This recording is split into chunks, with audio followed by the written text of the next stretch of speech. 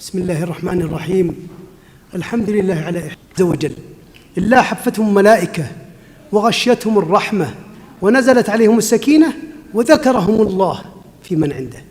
وفي الأخير أن قوموا مغفورا لكم قد بدلت سيئاتكم حسنات. والأصل في مجالس الذكر هو تعظيم الله جل في علاه. إذا علا هو رؤية الله جل في علاه. لذلك في الحديث: اللهم إنا نسألك لذة النظر إلى وجهك الكريم والشوق إلى لقائك. في مسلم عن صهيب رضي الله عنه أن الرسول صلى الله عليه وسلم يقول أن الله يقول جل في علاه: إذا أدخل أهل الجنة الجنة يقول سبحانه عز وجل: هل تريدون شيئا أزيدكم؟ فيقولون: ألم تبيض وجوهنا؟ ألم تدخلنا الجنة؟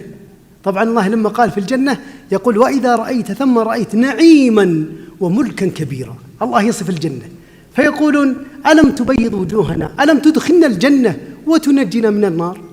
فيقول جل في علاه فيكشف الحجاب سبحانه عز وجل: فما أعطوا شيئا أحب إليهم من النظر إلى وجهه الكريم. ثم تلا جل في علاه: للذين أحسنوا الحسنى وزيادة.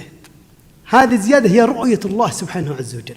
ويقول: وجوه ناظرة إلى ربها ناظرة. وجوه تكون بهية، تكون مضيئة، تكون مسرورة بالنظر إلى الله سبحانه عز وجل.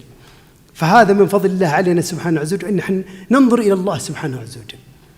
والله جل في علاه أحق من ذكر، وأحق من عبد، وأكرم من أعطى، وأجود من سئل، وأرأف من ملك. لا يطاع إلا بإذنه، ولا يعصى إلا بعلمه. يطاع فيشكر، ويعصى فيغفر، ويجيب المضطر، ويكشف الضر جل في علاه. الله سبحانه عز وجل واحد وحده لا شريك له، لا شيء مثله، ولا شيء يعجزه، ولا إله غيره. قديم بلا ابتداء، دائم بلا انتهاء، لا يفنى ولا يبيد، ولا يكون إلا ما يريد. لا تبلغه الأوهام، ولا تدركه الأفهام، ولا يشبه الأنام. حي لا يموت، قيوم لا ينام، خالق بلا حاجة، رازق بلا مؤونة، مميت بلا مخافة، باعث بلا مشقة جل في علاه. يقول سبحانه عز وجل: الله لا إله إلا هو الحي القيوم لا تأخذه سنة ولا نوم. في الحديث: إن الله لا ينام ولا ينبغي له أن ينام، يخفض القسط ويرفعه، يصعد إليه عمل الليل قبل النهار، وعمل النهار قبل الليل، حجابه النور، لو كشفه لأحرقت سبحات وجهه ما انتهى إليه بصره من خلقه جل في علاه. إلهنا ما أعظمك، مليك كل من ملك. لبيك قد لبيت لك، لبيك إن الملك لك، ما خاب عبد سألك، أنت له حيث سلك، لولاك يا ربي هلك. من إله العالمين وكل أرض، ورب الراسيات من الجبال، بناها وسواها بلا عمد يرين ولا هلال، وزينها وحلاها بنور من الشمس المضيئة والهلال، فكل معمر لا بد يوما وذي دنيا يصير إلى زوالي. الرسول صلى الله عليه وسلم كان خارج، هو أبو المنذر أبي بن كعب رضي الله عنه، طبعا كان حبر من أحبار اليهود. فهو خارج، الرسول صلى الله عليه وسلم بدأ يسأله. قال الرسول صلى الله عليه وسلم: يا أبا منذر، أتدري عن أعظم آية معك في كتاب الله؟ تدري ما هي أعظم آية معك في كتاب الله؟ فأبي بن منذر أدب مع الرسول صلى الله عليه وسلم، قال: الله ورسوله أعلم. فأعاد الرسول صلى الله عليه وسلم عليه، فقال أبي بن كعب: قال: الله لا إله إلا هو الحي القيوم. وفي رواية قال: آية الكرسي. طبعا الرسول يسأله عن آية من بين 6236 آية. فأبي فيه قصص، فيه آيات في القرآن الكريم، آيات عن القصص، آيات عن الأحكام، عن المسائل، عن الترغيب، عن الترهيب، عن الجنة، عن النار.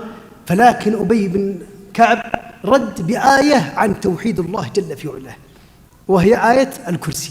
طبعا آيات الله كلها عظيمة، ولكن التفضيل في الدلالة وليست في المتكلم. المتكلم هو الله جل في علاه، ولكن في دلالة الآيات. فشرف العلم من شرف المعلوم. يعني الله سبحانه وتعالى لما قال في أفضل آية، أعظم آية، أعظم سورة في القرآن هي الفاتحة. لماذا؟ لأنها تتكلم عن الله جل في علاه. الحمد لله رب العالمين الرحمن الرحيم مالك يوم الدين، كلها عن الله جل في علاه. وأعظم سورة هي الفاتحة، وأعظم آية هي آية الكرسي. والرسول صلى الله عليه وسلم في قل هو الله أحد يقول: ثلث القرآن تعدل ثلث القرآن. ليه؟ لأنها تتكلم عن الله سبحانه عز وجل. فالله سبحانه عز وجل في آية الكرسي آية عظيمة.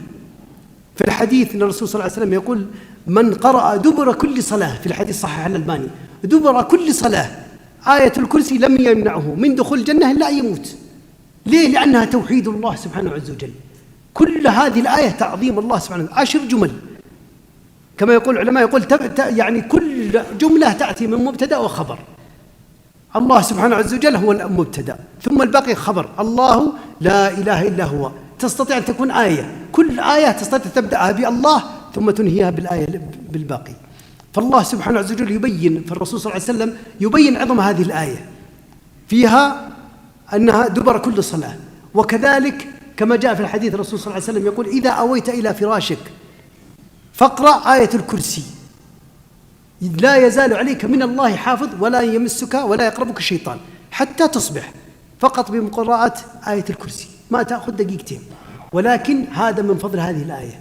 وكذلك في الأذكار الصباح والمساء كما جاء عن أبي بن كعب رضي الله عنه لما كان أتاه لص، فبعدين طلع من الجان، فقال أخبر الرسول صلى الله عليه وسلم، أخبر الصحابي حتى أن الرسول صلى الله عليه وسلم قال صدق كلام هذا الشيطان، إنه يقول: لا يزال عليك من الله حافظ إن قرأتها في الصباح آية الكرسي حتى تمسي، وفي المساء حتى تصبح.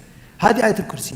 فكذلك نقرأها في أذكار الصباح والمساء، يعني يصير عند الواحد قراءة هذه الآية لأنها توحيد ضد الشرك. كل واحد يعلن لله سبحانه وتعالى أنه يوحد الله سبحانه عز وجل. الأذكار الصباحية أخواني الكرام لا بد أن نحرص على يعني تعليمها أنفسنا وأبنائنا، وذكاء رجالا ونساء لا بد يحرصون على الأذكار الصباحية والمسائية، لأن فيها قوتين. القوة الأولى لأنها دافعة، تدفع ما أحد يجي، يعني تدفع الشر اللي في جسم الإنسان، وقوة مانعة، لذلك يسمونها حصن المسلم. الأذكار حصن المسلم، يعني إذا واحد ما شاء الله قالها يمشي بفضل الله عليه حرز من الله سبحانه عز وجل. فأسأل الله أن يجعل هذا الجمع جمعا مبرورا، وتفرقنا من بعده تفرقا مرحوما، ولا يجعل منا ولا معنا شقينا ولا محروما. نسأل الله يحفظ الراعي والرعية والأمة الإسلامية، نسأل الله يحفظ حدودنا وجنودنا ومقدساتنا وولاة أمرنا. هذا والله أعلم وأعلى وأحكم، وصلى الله وسلم على نبينا محمد وآله وصحبه وسلم أجمعين. جمعية الدعوة والإرشاد وتوعية الجاليات بأبها، بالدعوة نحيا.